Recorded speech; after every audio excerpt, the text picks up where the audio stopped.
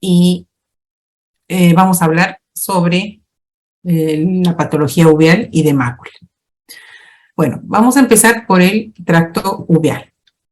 No quiero que se olviden. ¿Ven mi puntero? Sí se ve, doctora. Y ya, les voy a poner el puntero láser, ya. El tracto uveal está formado por el iris, el cuerpo ciliar y la coroides. ¿Ya? No se olviden, iris, cuerpo ciliar y la coroides.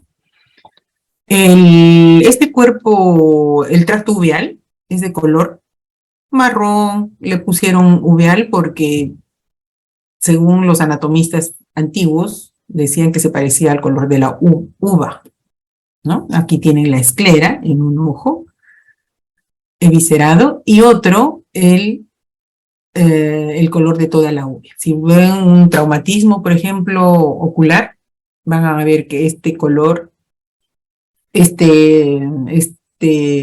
uvea se sale y es de este color marrón, ¿ya? Entonces,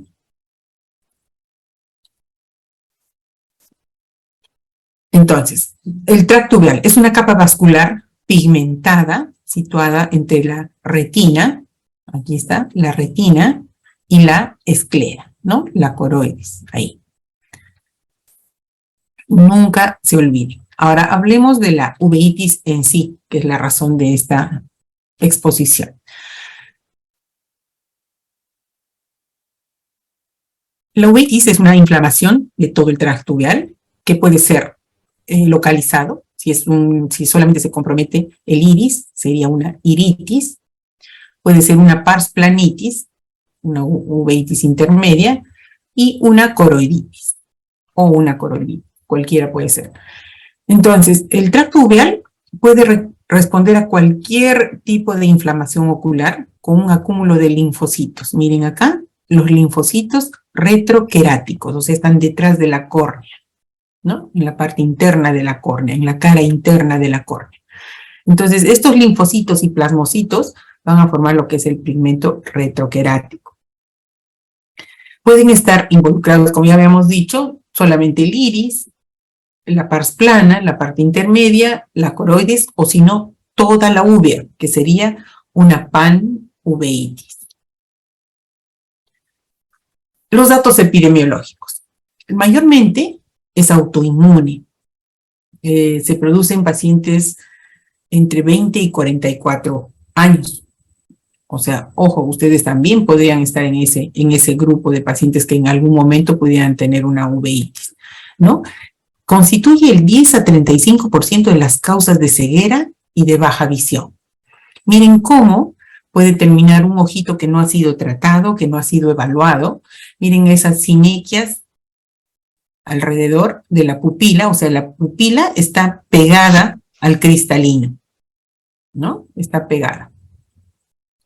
El 40% de pacientes con uveitis en el 40% de pacientes existe una enfermedad subyacente, ¿ya? Entonces hay que tener cuidado, ojo con la anamnesis, ojo con los antecedentes que pudiera tener el paciente cuando ustedes ven un paciente con ojito rojo, ¿no? Pueden haber problemas reumatológicos o infecciosos. Los problemas reumatológicos son los que más frecuentemente llevan a este tipo de patología.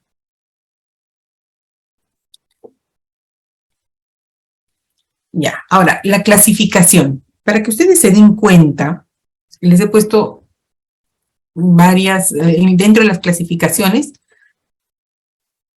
por varios motivos. Por ejemplo, acá. Anatómica.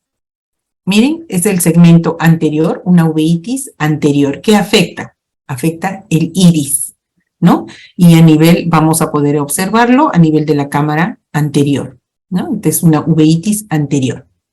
Una uveitis intermedia. Esta es a nivel de la pars plana, a nivel del cuerpo ciliar, ¿no? Entonces va a afectar el cristalino y, como recordarán en lo que han hecho en anatomía, la cámara posterior, ¿no? Entonces la manifestación va a ser a ese nivel. Y la uveitis posterior, que va a afectar la la parte posterior de la coroides, o sea, la coroides en sí, vamos a verlo a través del fondo de ojo, ¿no? Entonces eso es para que no se les olvide. Tenemos una clasificación, bueno, anatómica también, la uveitis anterior, pero con las enfermedades que pudieran producirse. La ciclitis heterocrómica de Fuchs. Esta es una característica, es un ojo rojo que comprende el iris, la inflamación del iris y del cuerpo ciliar también, pero va a provocar un cambio en el pigmento, una atrofia del iris, ¿no? Entonces va a haber una decoloración del iris. El paciente después de un tiempo puede tener un iris mucho más claro por la atrofia, ¿no? Puede haber una uveitis intermedia cuando se compromete la parte de la pars plana, ¿no? Y aquí van a haber imágenes en snowbank, que quiere decir bancos de nieve, ¿no? Que eso se ve en la periferia de la retina, a nivel de la pars plana. En las uveitis posteriores, como en el polo posterior de la retina, está la epiteliopatía placoide multifocal aguda, por ejemplo. Miren cómo estas placas blanquecinas pueden llevar a una inflamación la consecuencia de una inflamación de la coroides va a llevar a la formación de estas placas blanquecinas, ¿no? Que son infiltrados retinianos. La uveitis difusa, como por ejemplo el síndrome de Boco-Yanagi-Arada, ¿no? Es una inflamación de la coroides, ¿no? Que va a provocar desprendimiento de retina en ambos ojos. Por lo general, se manifiesta bilateralmente. Entonces, este es uno de los casos en los que el desprendimiento de retina no se opera, ¿no? ¿Por qué? Porque como es un proceso inflamatorio, puede la enfermedad autolimitarse y sola empieza a ceder, la inflamación empieza a ceder y se puede quedar ahí, o si no, se complica si es que no recibe tratamiento adecuado. Entonces, ojo con eso. Entonces, en las uveitis anteriores, ¿qué vamos a encontrar? Miren, la hiperemia conjuntival,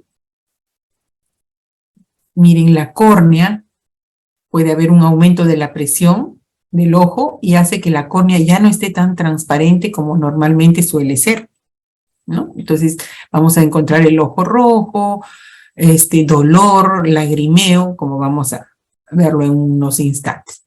Y la complicación es esta, las sinequias posteriores. ¿Por qué? Porque este paciente no fue tratado a su debido tiempo, de repente esperó mucho tiempo, ya entonces se sinequian, la pupila se sinequia, ¿y qué va a pasar? Va a formar un iris bombé, ¿no? Un iris bombé, donde la presión del ojo aumente, porque ya saben cómo es que fluye el humor acuoso dentro del ojo. Entonces, imagínense, si esto está pegado, no va a poder fluir adecuadamente el humor acuoso y va a aumentar la presión. Luego tenemos dentro de la clasificación etiológica, por ejemplo, la uveitis por citomegalovirus. No se olviden esta imagen. Los ingleses la llamaron una imagen en pizza, ¿no? La salsa de tomate, el queso, ¿no? Y así, para que no se olviden. Es una uveitis por citomegalovirus. ¿Y eso dónde lo vemos? En el fondo de ojo. Pueden haber uveitis por bacterias, en el caso de la sífilis, o puede ser por hongos también, ¿no? Las hifas en el humor vítreo. Puede haber uveitis por parásitos, como la toxocariasis, o por protozoarios, como la toxoplasmosis. La toxoplasmosis es bastante frecuente en nuestro medio, así como la tuberculosis, que son granulomatosas. Entonces, estos nos van a dar esta imagen de necrosis retiniana. En el caso de la toxoplasmosis, tiene predilección por la mácula, ¿no? Acá miren, cuando vean un fondo de ojo, miren los vasitos aquí, en arco, abajo, el inferior no se ve acá el inferior, porque el vitrio, bueno, la lesión va a producir una vitreitis, una inflamación del vitrio, y va a tornarlo opaco, así como aquí, ¿no? Lo va a tornar opaco y va a provocar una disminución de la visión, ¿no? Sin embargo, en estos casos, inclusive el segmento anterior puede estar casi normal, no tener mayor molestia, pero sí va a empezar a disminuir la visión, porque es una uveitis posterior, ¿no? Clasificación de acuerdo a la evolución, podemos ver una uveitis aguda, por ejemplo, el síndrome de Reiter. El síndrome de Reiter nos va a dar una uretritis, conjuntivitis y artritis, ¿no? Entonces podemos, de acuerdo a la anamnesis, viendo al paciente con su ojo rojo y todo eso, podemos indicar o hacer las preguntas sobre un síndrome de Reiter. Una uveitis subaguda, la toxoplasmosis. Decimos que es subaguda porque no nos va a dar un ojo rojo de frente. El paciente puede decir, veo borroso, y nosotros encontrar las imágenes que hemos encontrado anteriormente, ¿no? O hemos visto. La uveitis recurrente, por ejemplo, el herpes virus. El herpes virus va a ser de que cada cierto tiempo el paciente venga con el ojo rojo justamente por el virus que va a recurrir cada vez que se le bajan las defensas. Y existe una uveitis crónica, que es la enfermedad de Behçet. ¿Qué cosa es lo que presenta esta enfermedad de Behçet? La uveitis es una uveitis recidivante con úlceras bucales y genitales. Vamos a ver. Las úlceras bucales, ¿no? Las úlceras genitales, acá las úlceras en el par blando y duro de la boca, y un hipopión a nivel de la cámara anterior, ¿no? Esto también a veces puede ser visto a simple vista sin necesidad de lámpara de hendidura inclusive. Y esta necrosis retiniana en el polo posterior, ¿no? Esas son las características. Chicos, por favor, si es que salimos, vuelven a entrar con el mismo link. Bueno, entonces, la clasificación fisiopatológica. Existe la enfermedades granulomatosas y no granulomatosas. Dentro de las granulomatosas, que son más frecuentes en nuestro medio, en el Perú, tenemos la tuberculosis, la sarcoidosis, la lepra. Son enfermedades granulomatosas que nosotros tenemos que pensar apenas vemos un paciente con estas características en el ojo, ¿no? Hablemos primero de las granulomatosas para que tengan relación y recuerden cuando ven un paciente, por ejemplo, con tuberculosis y lo que podría implicar, ¿no? En el caso de que tenga un problema ocular. Entonces, el inicio es insidioso. El dolor, a veces no hay dolor, simplemente se queja de una visión borrosa, fotofobia ligera, no le va a molestar mucho la luz, más le molesta la visión borrosa, ¿no? El rubor circuncorneal alrededor del ojo, los precipitados retroqueráticos en grasa de carnero, como vamos a ver, estos son precipitados finos, pero los de grasa de carnero son bastante más grandes. Ahorita lo vemos en una imagen. La pupila puede estar pequeña, las sinequias posteriores ocasionales, porque no es una uveitis anterior, sino es posterior, entonces no siempre va a haber una sinequias, o sea, que se pegue el iris al cristalino. Los nódulos ocasionales en el iris, como es posterior, es difusa, no es anterior, y el curso es crónico, es una enfermedad crónica, entonces, y si el factor no se elimina, el bacilo, entonces va a seguir cada cierto tiempo en el ojo, ¿no? Y la recurrencia es ocasional en el caso de que no se haya tratado bien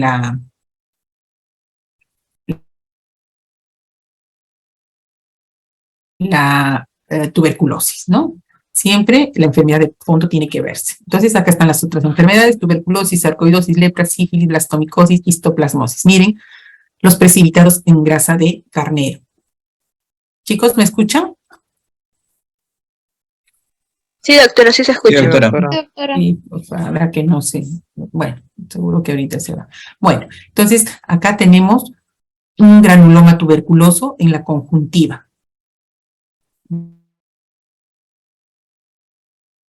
¿No? Un granuloma tuberculoso. Miren estos precipitados retroqueráticos, esto en grasa de carnero. Miren qué enormes son. Esto en una tuberculosis puede ser, o en cualquier enfermedad granulomatosa. Y en las no granulomatosas, que son las uveitis anteriores, por ejemplo, pueden ser así muy finitas. Entonces, si nosotros en un examen de una biomicroscopía en la lámpara de hendidura, vemos esto, decimos ya, y el ojito rojo es una uveitis granulomatosa. Entonces hay que pensar y preguntar en los antecedentes del paciente. Puede ser un paciente con antecedentes de familiares con tuberculosis, entonces ya estamos sacando los datos epidemiológicos. ¿Cuáles son los signos y síntomas de la uveitis? Miren este ojito, es un ojo rojo totalmente, hay fotofobia porque no puede abrir bien, puede haber dolor, lagrimeo, ¿no? El dolor puede estar localizado a la órbita y a la parte frontal, ¿no? Puede haber una miosis. Y lo más importante, no hay secreción conjuntival, no van a haber legañas, no hay secreción. ¿Ya? Para tratar este ojito así, inclusive ustedes tienen que pensar cuando hagan el serum y tengan un caso así, hacer las preguntas respectivas. Si no ven secreción, pueden empezar a tratarlo. ¿Cómo? Ahora vamos a ver.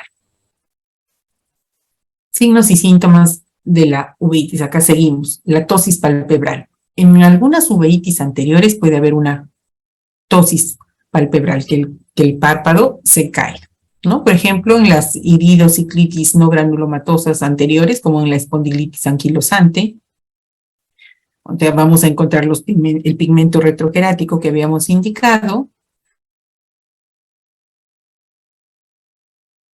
Las pestañas y cejas, como la poliosis, ¿no? En el síndrome de Vogt-Koyanagi-Arada, encontramos el vitiligo y la poliosis. Característico. En la enfermedad que les digo que se produce un desprendimiento de retina, muchas veces bilateral por el proceso inflamatorio, es el síndrome de Vogt-Koyanagi-Arada. Y si hay un aumento hay un aumento en el grosor, un edema de la córnea, entonces puede haber un aumento de la presión intraocular, formarse pliegues en la DSM y los precipitados retroqueráticos. Miren acá el hipopión, que esto no se está viendo en una lámpara de hendidura, sino a simple vista, ¿no? Entonces, es característico. ¿Qué exámenes debemos pedir? Mientras podamos, podemos pedir un examen, un hemograma completo, un examen de orina, una velocidad de sedimentación, el PCR, un PPD, un factor reumatoideo, TOSH, ANA, radiografía de tórax, puede ser si es una tuberculosis, y el HLA-B27, ¿no? Hay que sospechar de todas estas enfermedades y pedirles los exámenes correspondientes. Entonces, ¿qué hacemos para el tratamiento? ¿Cuáles son los objetivos del tratamiento? Primero, prevenir las complicaciones, las siniquias, la catarata, el desprendimiento de retina que por la inflamación puede provocarse y terminar en una pérdida del globo ocular, ¿no?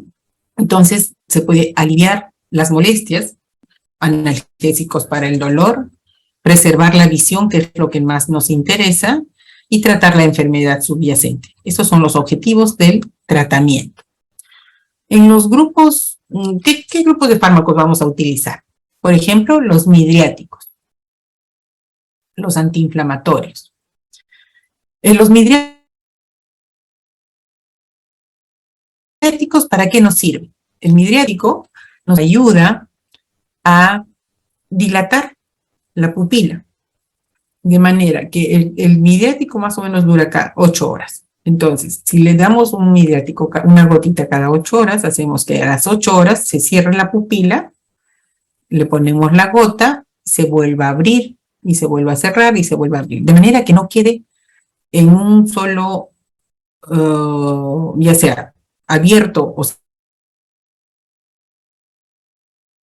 cerrado, o sea, una miosis o una midriasis, por la inflamación se queda pegado, pero si nosotros damos el midriático, que puede ser la tropicamida, nos va a permitir controlar la formación de sinequias y que la pupila se pegue, ¿no? Entonces, existen corticoides, tanto locales como sistémicos. El implante de Osurdex, por ejemplo, es un implante que se pone dentro del ojito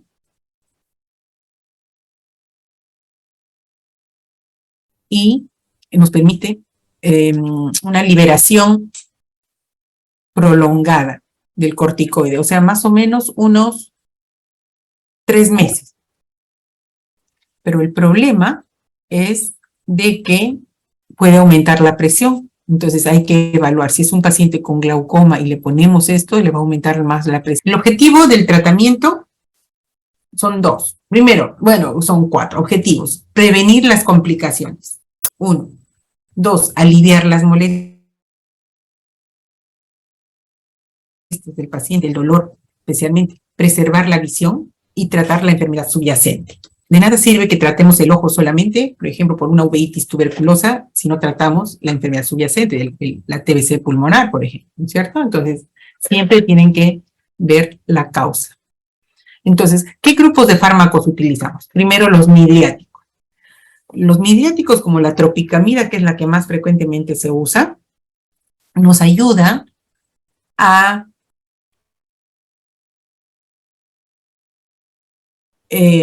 dilatar la pupila. El midriático tiene la función de dilatar, pero tiene una vida media de 8 horas, entonces da cada 8 horas. Lo que quiere decir que cuando nosotros dilatamos la pupila, en 8 horas ya nuevamente vuelve a su normalidad la pupila, ¿no es cierto? Entonces le ponemos a las 8 horas otra gota y empieza a dilatar. Se abre y se cierra, ¿no? Cada 8 horas. Entonces, el hecho de estar abriendo y cerrando hace que el proceso inflamatorio no haga que se pegue la pupila al cristalino. Entonces, se va abriendo y cerrando durante todo el proceso del tratamiento hasta que la inflamación baje. Entonces, ya nos va a quedar sinequiada la pupila. Entonces, el paciente va a poder abrir y cerrar la pupila. Bueno, no voluntariamente, ya sabemos que eso es involuntario, pero cuando entre a la luz, cuando salga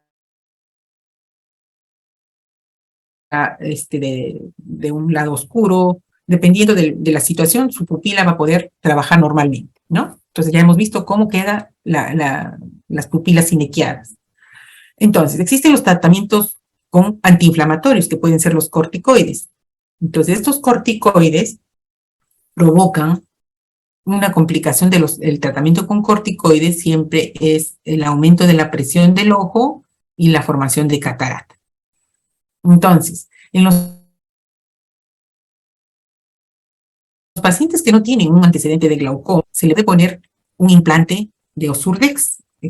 Hay varios tipos de implantes hoy en día, pero el de Osurdex era bastante efectivo.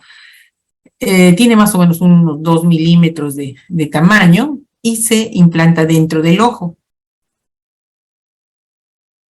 Ese implante va a permanecer durante hasta 3 meses. Pero como es un corticoide, esto puede subir la presión y la complicación posterior sería el hecho de que aumentara la presión y terminara con un glaucoma agudo, ¿no? o crónico, dependiendo del caso. Luego, tenemos, por eso se dice evaluar los efectos adversos. Si es un paciente con glaucoma, no podemos dar este tipo de tratamiento, este tipo de implante. Se utilizan también las ciclosporinas, los agentes citotóxicos como la satioprina, metotrexate.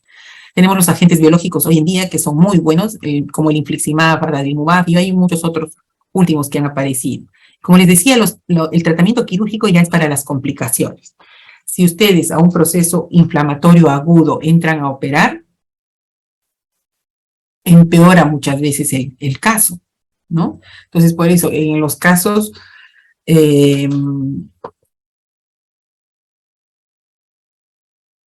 cuando hay un abdomen agudo, por ejemplo, una colecistitis, ¿no? A menos de que tenga una colección de pus en la vesícula, no lo van a poder operar, ¿no? Pero si no, tienen que bajar el cuadro. No pueden provocar no pueden operar en un proceso agudo inflamatorio. Entonces, igualito, no se puede operar si el ojo está tan congestivo porque provocamos más daño, ¿no? Entonces hay que bajar esa inflamación.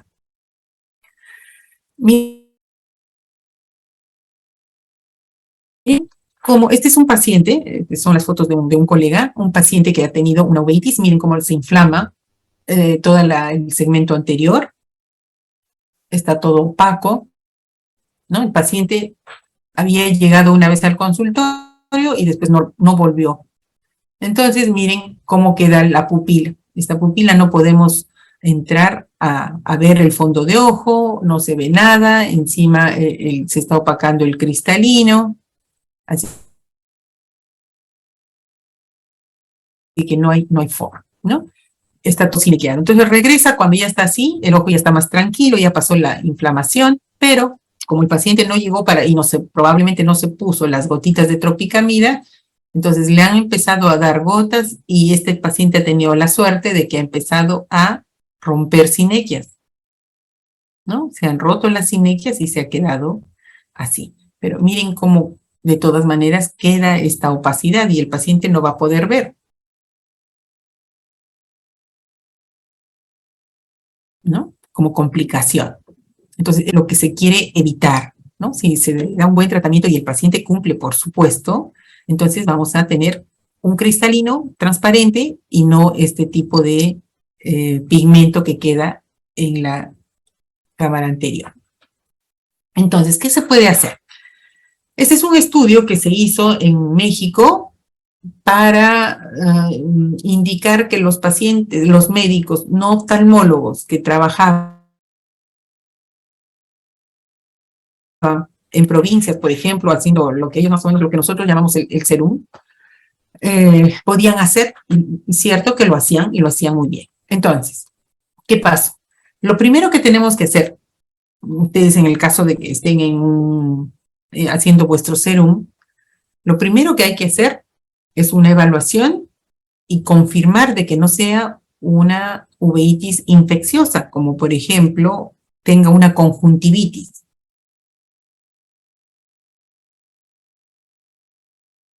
¿No? Cuando es un proceso inflamatorio eminentemente, vamos a ver como ese chico que tenía el ojo rojo, no había nada de secreción, porque el hecho de que haya secreción significa que hay una bacteria, ¿ya? No había nada de secreción, pero sí estaba rojo intenso. Entonces descartamos de que sea infeccioso y le evaluamos. Ojo rojo, dolor, fotofobia, el paciente no va a poder mirar, va a tratar de cerrar el ojo todo el tiempo. Miosis puede haber, la pupila puede estar cerrada, una anisocoria, una diferencia de tamaño de pupila, los depósitos retroqueráticos y no secreción conjuntival. Eso es lo que le decía, o sea, no es infeccioso, no es bacteriano. Entonces, ¿qué se puede hacer? Si ustedes no tienen un oftalmólogo cerca, están haciendo el serum en un poblado lejano, la ciudad está lejos. Entonces el paciente dice, no puedo ir porque no puedo dejar a mis hijitos que están chiquitos, no puedo dejar a mis animales. Eso es lo que ocurre en el serum, ¿no? Entonces, ¿qué cosa pueden hacer? Corticoides tópicos, una prednisolona acetato al 1% y se le gotea una gotita cada 15 minutos por 1 hora. Luego una gota cada hora por 2 días, ¿no? Luego cada 8 horas por 7 días. Y observando. En los pueblos, los pacientes son más manejables. Entonces le dicen, venga mañana y la vamos a evaluar y puede ir para que lo observen al día siguiente. En un par de días, 3 días, ese proceso y los síntomas van a ir disminuyendo. Entonces, no olvidarse de los cicloplégicos, la tropicamida cada 8 horas, por ejemplo, ¿no? Como les decía, la función que tiene. Y el paracetamol horario cada 8 horas, porque el dolor es muy, muy fuerte. Entonces, ya vemos las complicaciones, las sinequias posteriores. Miren, las sinequias, este es otro tipo de, otra forma de producirse las sinequias. Mire, este es el iris bombé. Se ha sinequiado la pupila y el humor acuoso está debajo. Ya deben haber hecho la clase de glaucoma, ¿no? Cómo fluye el humor acuoso a través de la cámara anterior y posterior. Entonces aquí el humor acuoso está debajo. Entonces esto está aumentando la presión, ¿no? Y va a producir un aumento de la presión, o sea, glaucoma. Las cicatrices maculares a nivel del fondo de ojo podemos ver, ¿no? Aquí, miren, justo en la mácula. La toxoplasmosis, una característica es que justo afecta la mácula. ¿Cómo vamos a ver también? Entonces, la toxoplasmosis, esta es una enfermedad, como ya habíamos dicho, común en nuestro medio, ¿no? Producido por el Toxoplasma gondii, y es adquirida o congénita. Hasta hace unos 25 años decían que era solamente congénita, o sea que no había otra forma de adquirir, sino a través de la madre. Pero hoy en día los casos de adquirida han sido muy frecuentes. Entonces, en cualquier caso, ustedes deben sospechar de una toxoplasmosis. Entonces, a ver, se produce más frecuentemente en la segunda y tercera década de la vida. Es la causa más común de uveitis posterior.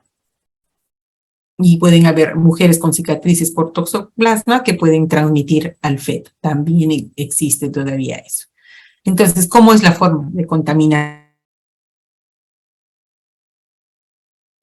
A través de la vía oral, ¿no? Donde los pseudoquistes o los ovoquistes son ingeridos a través de la cavidad oral, van a depositarse a nivel, como taquizoitos a nivel del hígado, y se van a difundir hacia la coroides, hacia el cerebro, hacia los linfáticos, al hígado, ¿no? Entonces, es la forma de transmisión. Entonces, ojo, lo importante, lavar bien, cocinar bien los alimentos. Entonces, habíamos dicho qué cosa se produce, una necrosis retiniana, y muchas veces, la mayoría de las veces afecta la misma mácula, ¿no? Una retinitis necrotizante focal, que muchas veces se autolimita, sí, puede autolimitarse, pero otras veces si no se complica, provoca un desprendimiento de retina, y ahí queda el ojito. He visto, no muchos casos, habré visto unos 3 o 4 casos que definitivamente quedan muy mal, ¿no? Hay pérdida de la visión, y a veces no solamente la visión, sino del ojito, porque se desprende la retina y ya no hay nada que hacer. Las lesiones recurrentes tienden a ocurrir en los bordes de la cicatriz. Por ejemplo, esta es una cicatriz antigua de una toxoplasmosis. En este reborde, como a veces recurren, justo en cualquier parte del reborde empieza. Y nuevamente va a empezar esa imagen y va a crecer esta cicatriz, ¿no? Empieza una imagen así blanquecina, y el paciente ya se da cuenta. Y como si el paciente ha averiguado, se va a dar cuenta de que nuevamente viene el paciente, otra vez me está viniendo el cuadro. Entonces ya sabe muchas veces qué cosa es lo que tienen que tomar. Ahora vamos a ver. Entonces van a ver visión borrosa. Lógico, la visión borrosa porque esto se nubla, ¿no? Por la vitreitis que se produce. Es un ojo rojo, pero no doloroso. Y la fotofobia, eso sí, pero no va a haber hiperemia conjuntiva conjuntival, por ejemplo, por lo general, ¿no? No está asociado a síntomas sistémicos, ¿no? Miren acá, en el borde de la cicatriz antigua que tenía, ha empezado nuevamente un rebrote, ¿no? Entonces, esa es la necrosis retiniana que puede tener y por eso se le nubla la visión y baja su visión. La mayoría es autolimitada o asintomática. O sea, el paciente puede regresar, contar, alguna vez tuve un problema, se me borró la visión o la veía borroso y se me pasó. Entonces ahora estoy viniendo porque tengo lo mismo. Entonces, ¿qué pasó? Que de repente ha tenido un problema y nuevamente ha recurrido, ¿no? Entonces nosotros vamos a ver a la vista una cicatriz de este tipo. Entonces, en esos casos, el paciente hay que indicarle que puede repetirse y que tiene que acudir a tiempo. El tratamiento de la toxoplasmosis puede ser sistémico y local.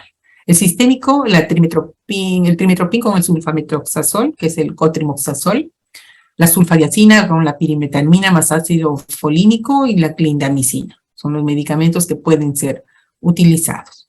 Y de forma local, ya habíamos dicho, la prednisolona y el cicloplégico como la atropina y la tropicamida. La atropina relaja la musculatura lisa del ojito y disminuye el dolor, y la tropicamida para dilatar la pupila. En cuanto a las complicaciones, tenemos la pérdida permanente de la visión central, ¿no? Porque está afectando la mácula, ¿no? Puede haber un edema macular, un engrosamiento de la mácula, puede haber sinequias posteriores, ¿no? Si es que llega a afectar todo el ojo, y la catarata secundaria.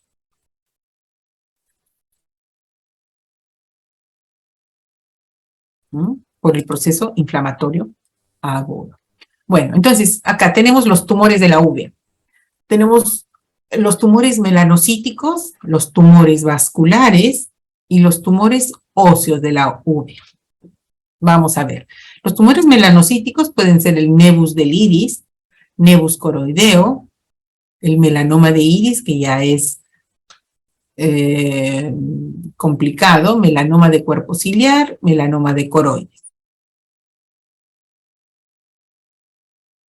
Los tumores vasculares, podemos observar un hemangioma coroideo, por ejemplo, y los tumores óseos de la uvea, el más conocido, el osteoma coroideo. ¿No? En cuanto al nevus, si ustedes ven un ojito así, con pigmento, que no es infrecuente tampoco, son tumores benignos, son planos, mínimamente elevados, ¿no? Y por lo general no crecen, están del mismo tamaño. Lo que hay que observar es que no crezcan realmente, ¿no? Son casi planos, pueden ser múltiples o únicos, ¿no?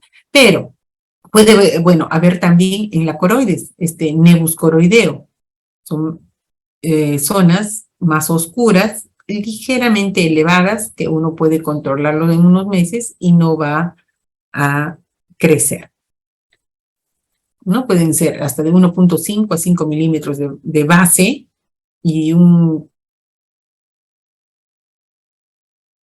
par de milímetros de espesor. El melanoma de iris. En el caso del melanoma de iris, sí, ya no es plano. Se producen el 10% de los, bueno, el 10% de los melanomas de la uvea se originan en el iris. Entonces, vean qué importante es la evaluación en la lámpara de hendidura que nos va a permitir ver este tipo de tumoración. ¿No? Se presenta entre los 50 y 60 años de edad. Puede ser melanocítico o puede ser amelanótico. Miren, acá no está oscuro, no tiene melanocitos, pero sí es una lesión característica, ¿no? Y el crecimiento es progresivo. Entonces, ojo con estos casos. Luego tenemos los melanomas del cuerpo ciliar. Solamente dilatando bien la pupila podemos observar, ¿no? Ya sea con una lámpara de hendidura o con un oftalmoscopio indirecto. Si es que no se dilata la pupila, es imposible ver ese melanoma, ¿no? Entonces va a erosionarse a nivel de la raíz del iris, puede comprimir o empujar el cristalino que está acá y subluxarlo, ¿no? Puede cerrar el ángulo, parte del ángulo también, y producir un aumento de la presión, ¿no? Si comprime el cristalino puede provocar catarata secundaria, ¿no? Y lo otro tenemos los melanomas de coroides. Entonces el melanoma de coroides tiene estas características, ¿no? Irregulares, son más frecuentes en el adulto, hay propensión a la metástasis definitivamente, siempre hay que averiguar si es inicial porque puedes tener otro tipo de tumores malignos en el resto del organismo, ¿no? Va a provocar, como se va a levantar, esto es elevado. La retina, acuérdense, siempre es la que lleva los vasos. Entonces, si nosotros vemos los vasos aquí, quiere decir que es subretinal, a nivel de coroides. Entonces, esto es lo que nos da la característica. Tiene propensión a la metástasis. Si es un melanoma de coroides, como la coroides es una zona eminentemente vascular, esas células neoplásicas se van a ir hacia el resto del organismo. Entonces, por eso, metástasis puede llevar. Después, el desprendimiento de retina puede provocar desprendimiento de retina porque esto va a levantar la retina, pero no va a haber agujero. Tampoco va a ser necesario operar por un desprendimiento de retina, sino que hay que tratar ya sea con radioterapia o quimioterapia. La angiofluorescein-grafía puede mostrar múltiples puntos de fuga a nivel del epitelio pigmentario, como vamos a ver en este caso. Miren, esta es una característica, una imagen hiperfluorescente de un melanoma de coroides. ¿Dónde está? Miren, como habíamos dicho, que les dije que no se olvidaran las características, el iris, el cuerpo ciliar y la coroides. Acá tenemos a nivel del iris, esos melanomas de iris, melanoma del cuerpo ciliar. Miren cómo si va creciendo, va empujando el cristalino y puede luxarlo y hacer que el cristalino se vaya hacia la cámara posterior, ¿no? Y acá tenemos un melanoma a nivel de la coroides. En cualquier parte de la coroides puede formarse un melanoma. Luego tenemos la evaluación por la oftalmoscopía indirecta, como habíamos visto anteriormente, la ecografía. Miren acá cómo la imagen que nos da con parte del desprendimiento de retina. Aquí miren cómo se ha separado la retina y acá está empujando la retina, ¿no? Podemos verlo por gonioscopía también con un lente de 3 espejos a través de la lámpara de hendidura y controlar a través de una fotografía del fondo de ojo. Podemos pedir tomografía y la angiofluorescein-grafía, entonces, no olvidar. Entonces, dentro de los hallazgos oculares, podemos encontrar un vaso centinela, un vaso de estas características, miren. ¿No? Los vasitos eso se llama un vaso centinela. Entonces, esto nos puede estar indicando de que hay un melanoma por ahí. Entonces, por eso la observación es importante. Ya habíamos dicho, una subluxación del cristalino, porque el melanoma va a empujar el cristalino, puede haber una hemorragia vítrea, ¿no? Va a jalar o empujar algún vaso, se rompe y va a provocar una hemorragia vítrea en toda el polo posterior. Va a haber, por supuesto, con esa hemorragia una disminución de la agudeza visual, ¿no? Puede haber rubiosis, o sea, los neovasos se van a poner encima del iris, con una rubiosis, lo que se llama rubiosis, y la pigmentación naranja. Esta es otra característica de la en la retina, en el fondo de ojo, podemos encontrar este tipo de pigmentación, ¿ya? Entonces ya nos puede estar indicando una tumoración. Luego tenemos el hemangioma coroideo. Es un tumor vascular benigno. Si ustedes observan acá, miren esta imagen, ¿no? Está debajo de la retina, pero la coloración es rojiza. Ahí se puede pedir una tomografía, una ecografía, y nos va a salir la característica de que hay sangre, ¿no? Que puede estar circunscrito, como acá, o más difuso. Este paciente, si ustedes ven acá en la mácula, todavía no está comprometida en 100%, pero puede tener un 50% de visión, ¿no? Si ya comprometiera mucho más, entonces ahí sí, ya no podría ver casi nada, sino con la periferia, ¿no? Pero no podría leer ni nada de eso. Entonces a veces el paciente no se da cuenta mucho, pues que sigue mirando, sigue viendo y no tiene alguna justificación para su visión y no acude, ¿no? Pero este paciente tiene por lo menos un 50% de visión todavía.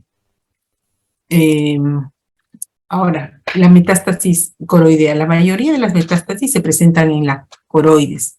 El tumor primario más común es el cáncer de mama y el cáncer de pulmón. Al examen con la angiofluorescein vemos esta imagen característica como a manera de un parche encima de la superficie tumoral, ¿no? Acá vemos cuando recién está está entrando la fluoresceína al organismo, ya aquí en las etapas finales, cuando ya está pasando en la circulación. Dentro de los otros tumores óseos de la uvea, tenemos el osteoma coroideo. Es un tumor benigno, de crecimiento bastante lento, puede ser uni o bilateral. Está muy cerca, por lo general está muy cerca a la papila, o sea, al nervio óptico, ¿ya? Si es que se hace un estudio histológico después de viscerado los ojitos que se han encontrado, realmente existe tejido óseo, ¿ya?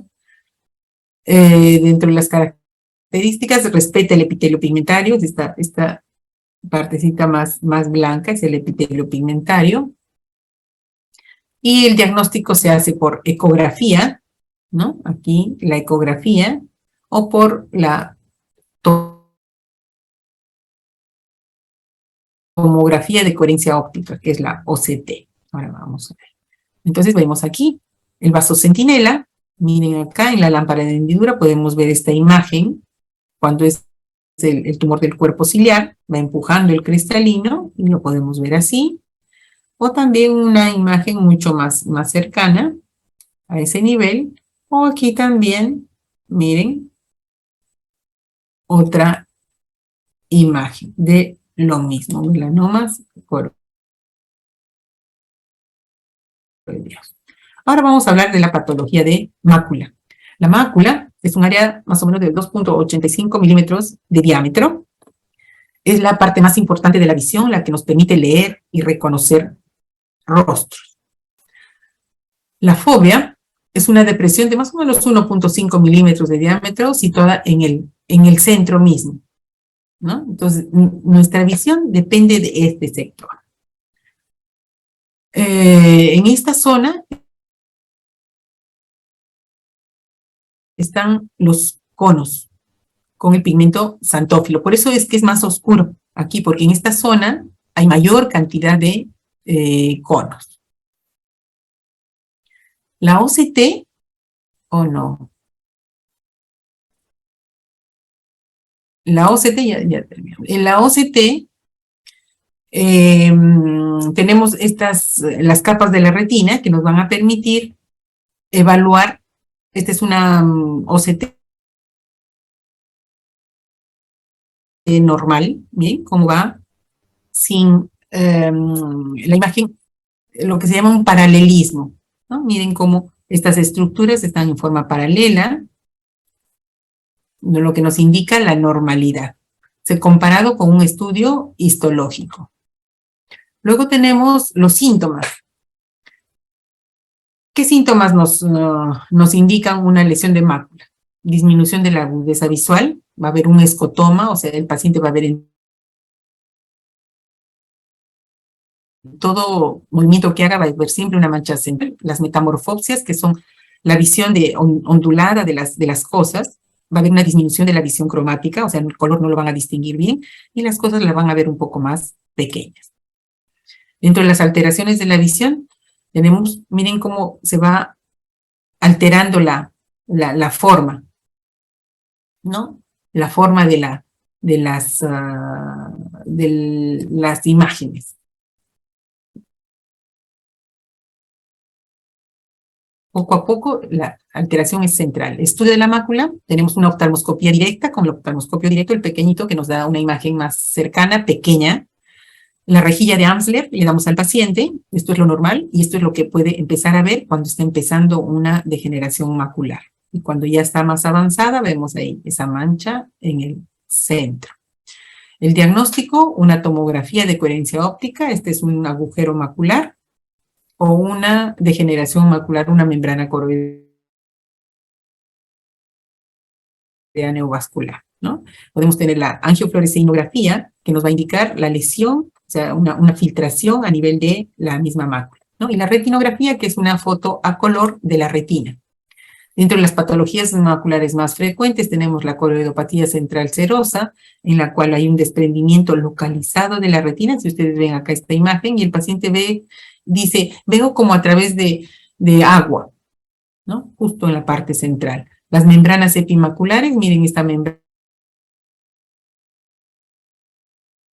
por un proceso inflamatorio crónico, se ha formado esta membranita que le va a disminuir la visión. El agujero macular, que eso lo podemos ver, diagnosticar así haciendo un fondo de ojo simple.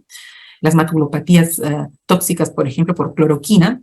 Y la degeneración macular relacionada a la edad, ¿no? En cuanto a la coroidopatía central serosa, vemos ese desprendimiento seroso central localizado, ¿no? En donde los factores de riesgo son embarazo, estrés, hipertensión, el uso de corticoides puede llevar a este tipo de alteración. La membrana epirretiniana por procesos inflamatorios crónicos, ¿no? Ojo rojo frecuente, donde se forman este tipo de membranas fibrosas, y en la cirugía puede retirarse y mejorar el paciente si es que no hay ninguna complicación. El agujero macular, si ya habíamos dicho, es fácil de diagnosticar. Solamente viendo el fondo de ojo, la tomografía nos resulta esto y este diagrama de cómo una partecita de la retina se puede agujerear y provocar una disminución de la visión, de la agudeza visual, que puede ser en cuentadedos nada más. Se da más que todo en mujeres de 50 años, miopes altas y posoperados de cirugía de retina. Dentro de la degeneración macular relacionada a la edad tenemos dos tipos, la seca y la húmeda. La principal causa de pérdida de la visión irreversible es esta degeneración macular relacionada a la edad. ¿Cuál es la diferencia entre estos dos? La seca solamente va a haber drusas y no hay tratamiento, son más o menos el 90% de los casos son secas. Y en el caso de las húmedas, cuando sangran. Si uno ve un pequeño sangrado, quiere decir que ya está, ya es húmeda. Entonces ahí sí podemos poner algunos antiangiogénicos, como vamos a ver. Se da en mayores de 50 años y es más o menos, ya habíamos dicho, el 85 al 90%. Entonces, ¿qué es lo que pasa? A nivel de la coroides, que es esta zona aquí abajo, se van a formar neovasos y con esos neovasos, el factor de crecimiento endotelial, aquí están las drusas, se va a romper la membrana de Bruch y van a entrar los vasos a través de los fotorreceptores receptores, ¿no? Entonces, el paciente que ve así, después va a terminar viendo esto, ¿no? Entonces, ¿por qué? Porque va evolucionando hacia ese cuadro. En la degeneración macular, bueno, esta es una imagen mucho más grande de lo que les explicaba, cómo se rompe la membrana de Blum y empieza los neovasos a subir. Ese es el mecanismo fisiopatológico de la degeneración macular relacionada a la edad. ¿Cuáles son los factores de riesgo? Edad, sexo, raza, hipertensión, dislipidemias, tabaquismo, obesidad, enfermedad cardiovascular, herencia, y la cirugía de catarata en algunos casos puede acelerar el proceso de degeneración macular. Entonces nosotros cuando vemos un paciente que tiene esto, debemos recomendar a la familia en general de que se cuide, que coma sano desde joven, que no aumente de peso, que deje de fumar y todo. ¿Por qué? Porque el factor genético ya es un factor bastante alto. Entonces, ¿cómo podemos ayudarnos nosotros mismos si es que tenemos un familiar con degeneración macular? Haciendo de que se cuide desde un inicio, ¿no? Entonces, cuando vemos una tomografía de coherencia óptica con esta imagen, miren, esta es una membrana coroidea neovascular. Entonces, esto va a terminar, este ya es un sangrado, ¿no? Que va a afectar toda la mácula y nos va a terminar haciendo ver de esta forma, ¿no? La alteración en la cartilla de Ambler. ¿Cómo lo diagnosticamos? Viendo a través de un oftalmoscopio indirecto el fondo de ojo. La imagen, miren cómo se va perdiendo la imagen central, una imagen normal y una imagen central. Entonces, eso es lo que se ve en el paciente puede ver. ¿Qué tenemos que hacer? La alimentación saludable con antioxidantes, vitamina C, E, betacaroteno, zinc, omega 3, omega 6, luteína, zeaxantina, son los alimentos que nos van a ayudar a disminuir el riesgo, ¿no? Porque no hay forma de decir las vitaminas me van a curar, no es así. Y en el tratamiento farmacológico, basado en la tomografía, si encontramos una membrana coroidea neovascular en la tomografía o en la angiofluoresceinografía, vamos a determinar si la membrana coroidea está activa o no. Si está activa, utilizamos estos, son los antiangiogénicos. Entonces, ¿qué vamos a hacer? Una inyección dentro del ojo, más o menos unas 3 veces en los 3 primeros meses y después bajo ciertos criterios. ¿Cuáles son? Estos, por ejemplo, el Avastin, el bevacizumab, el ranibizumab, el Eylea. Existen ahora otros que se están estudiando. Hay cada vez más caros también, uno que otro. Bevacizumab es el más barato, ¿ya? Y ayuda mucho y nosotros lo utilizamos en el hospital y realmente es muy bueno. Bueno, creo que con eso terminamos. Listo, chicos, ¿alguna pregunta?